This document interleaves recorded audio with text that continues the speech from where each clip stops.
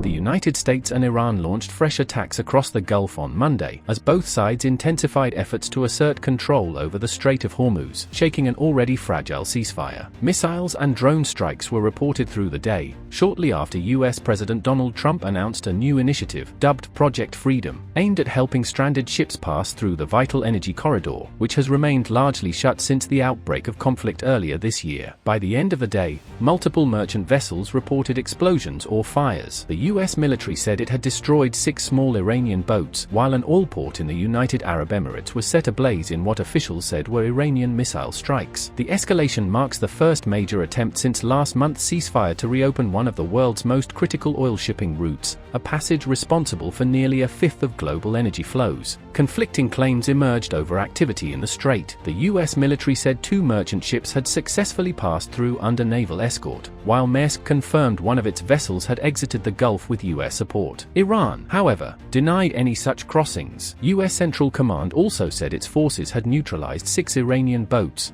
though Tehran rejected that claim. Strikes were reported inside the UAE, including at Fujairah, a key oil export hub, where a fire broke out following an attack. The UAE turned it a serious escalation. Iran said the strikes were a response to what it described as U.S. military adventurism and warned that any foreign military presence in the strait would be met with force. Oil prices jumped more than 5% amid the tensions, reflecting fears of supply disruptions. Diplomatic efforts continue alongside the escalation, with Iran reviewing a U.S. response to its 14-point peace proposal conveyed through Pakistan. However, President Trump has indicated he is unlikely to accept it, even as limited talks continue following last month's ceasefire.